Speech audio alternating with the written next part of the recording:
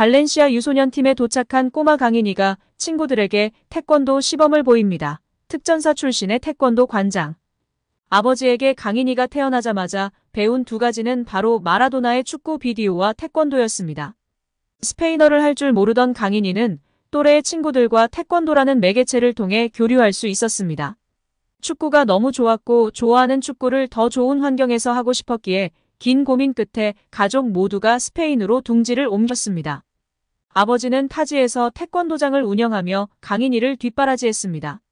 강인이는 내성적인 성격에 말도 잘 안 통하고 무척이나 힘들었지만 태권도를 통해 친구들과 친해지고 싶었고 자신을 보호하기도 하고 때론 태권소년으로 친구들에게 인기를 얻기도 했습니다. 그래도 어딜 가나 친구들을 괴롭히는 나쁜 친구들이 있습니다. 멀리 동양에서 왔다며 강인이를 무시하고 놀리는 친구들이 있었는데요. 이를 제지하는 친구가 나타나죠. 멋지게 뒤통수를 때리며 친구를 괴롭히지 말라고 이야기합니다. 그 멋진 꼬마가 바르셀로나의 페란 토레스입니다. 박지성, 기성용, 손흥민 등 우리나라 최고의 선수들이 하나 같이 입을 모아 이야기합니다. 타국에서의 인종차별로 힘든 시기를 겪었었다고. 어린 시절 외국 생활은 한 기성용이나 손흥민 등은 더욱 힘든 시기가 많았다고 합니다. 유럽에서의 인종차별 문제는 끊이질 않고 있습니다. 우리나라 대형 축구 채널 슈퍼러브에서도 이에 대해 다루고 열심히 싸우기도 했지만 쉽지 않은 문제입니다. 프리미어리그에서는 매년 인종차별을 캠페인을 진행하고 있으나 이마저도 효과가 미비합니다. 그래도 강인이는 아주 어린 시절부터 스페인에서 생활하다 보니 언어 문제가 금방 해결이 되었고 무엇보다도 스페인 최고 유망 중인 페란 토레스가 곁에 있어 든든한 지원군이 되어 주었습니다. 강인이와 페란 토레스는 발렌시아 유스의 자랑으로 촉망받는 유망주들이었습니다. 유소년 아카데미에 입단하는 것조차 어려운 일이고 스페인의 발렌시아는 꽤 명망 높은 클럽 중 하나였습니다. 그곳에서 그 둘은 재능이 있었지만 서로 의심하며 힘든 경쟁을 하나씩 헤쳐나가는 둘도 없는 절친 사이가 됩니다. 둘은 결국 모두 1군까지 살아남는 기적을 써냈습니다. 수많은 아이들이 1군 데뷔를 못하고 다른 직업을 찾게 되며 발렌시아 같은 대형 클럽은 그 비율이 훨씬 높습니다. 결국 둘은 살아남았고 1군 데뷔의 역사적인 순간을 서로의 SNS에 올려 기념합니다. 어쩌면 그 둘은 가족보다도 많은 시간을 함께 보내며 동거동락하였고 힘든 경쟁 체제에서의 위기, 승리 모두를 맛보며 함께 자라고 성장해왔습니다. 1군 데뷔 이후 강인이는 좀처럼 기회를 부여받지 못하며 힘든 시기를 보내었고 페란 토레스는 스페인 국적이기 때문에 더욱 스포트라이트도 많이 받았고 결국 패배에 의해 맨시티로 이적하게 됩니다. 페란 토레스는 맨시티 이적 후 이제는 말할 수 있다 인터뷰로 크게 화제가 되었습니다. 발렌시아 시절 17세 때 처음 1군에 올랐고 그 시절 주장이었던 페레흐는 좋은 주장이 아니었다고 폭로성 인터뷰를 하게 됩니다. 당시 감독이었던 마르셀리노 감독에게 비판 지속되는 위기가 찾아왔고 선수단의 분위기를 흐리고 감독 경지를 몰아붙인 범인은 이강인과 페란 토레스라는 말도 안 되는 말을 주장인 페레흐가 이야기한 것입니다.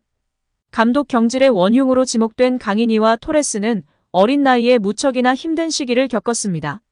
그들을 바라보는 동료들과 스태프들의 눈빛과 행동은 이전과 달라졌습니다.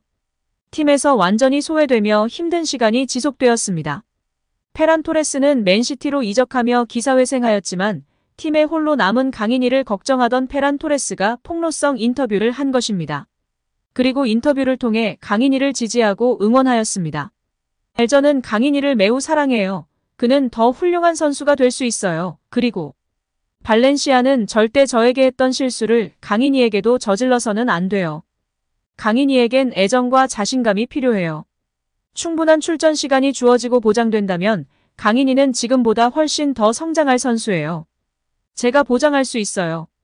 그는 힘든 시간을 보내고 있고 지금 외로워하고 있어요. 어린 시절부터 함께 성장한 그는 이강인의 성격을 잘 알고 있었고 그가 처한 상황을 심각하게 걱정하고 있었습니다. 팀을 떠나서도 자기 자신에게 도움이 되지 않을 인터뷰를 진행하며 소신 발언한 것입니다. 결국 이강인 선수도 마요르카로 이적하게 됩니다.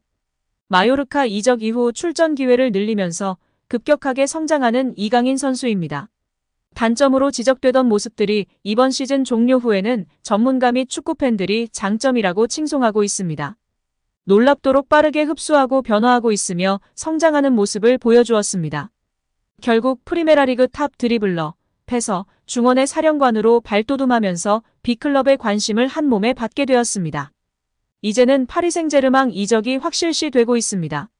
교체 자원이 아니라 가장 유망주 발굴에 탁월한 파리 생제르맹 캄포스 단장이 직접 픽하여 파리 생제르맹에 데려온 것입니다.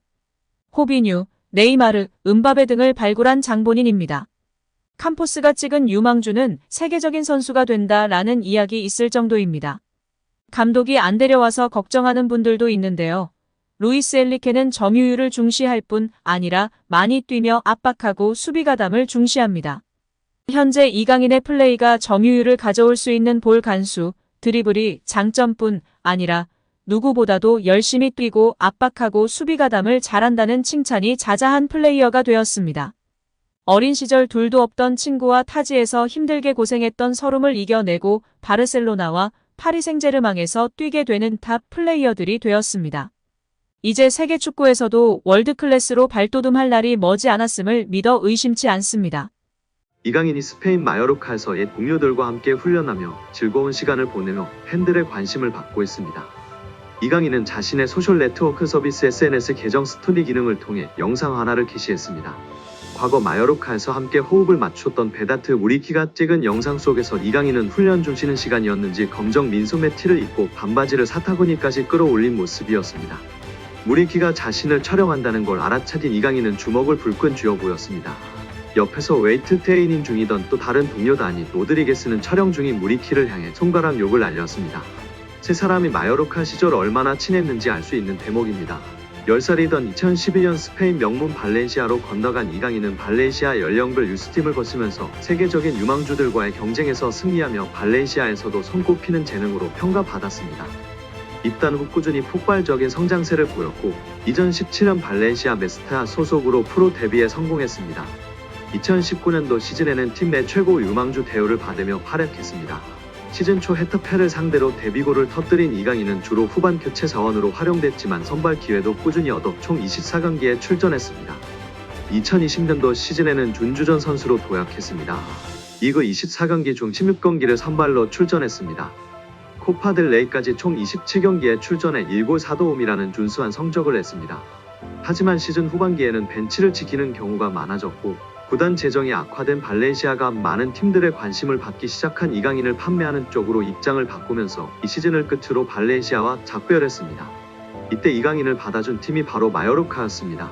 첫 시즌이었던 2021년도 시즌에는 동갑내기 절친이자 일본 유망주 구보 다키우사와 치열한 경쟁을 펼쳤으나 점차 주전 경쟁에서 밀려 출전 기회를 잡지 못했습니다. 시즌 후반기 이강인에게는 은사라고 할 수 있는 하비에르 아길레 전 마요르카 감독이 새롭게 부임하면서 입지가 달라졌습니다. 조금씩 출전 기회를 늘려간 이강인은 2022년도 시즌 아길레 감독의 중용을 받고 팀 내 최고 에이스로 활약했습니다. 날카롭고 정확한 패스, 화려한 드리블 능력을 앞세운 이강인은 6골 6도움, 두 자릿수 공격 포인트를 올리며 커리어 하이를 달성했습니다. 공격진에서 단인 로드리게스, 베다트 무리키와 함께 훌륭한 호흡을 보여줬습니다. 세 선수가 지금까지 절친하게 지낼 수 있는 배경입니다. PSG에 이적해서도 이강인의 마요르카를 향한 애정은 여전했는데요. 이강인은 지난해 11월 마요르카에 방문해 마요르카와 카디스의 라리가 경기를 관람한 것으로 알려졌습니다.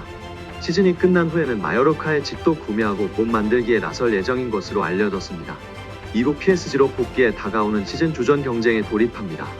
PSG는 2024년도 시즌 레알 마드리드로 떠난 킬리안 음바페의 공백을 메워야 하는 과제를 떠안았습니다. 이강인은 PSG의 주전을 넘어 PSG에서 에이스를 꿈꾸고 있습니다.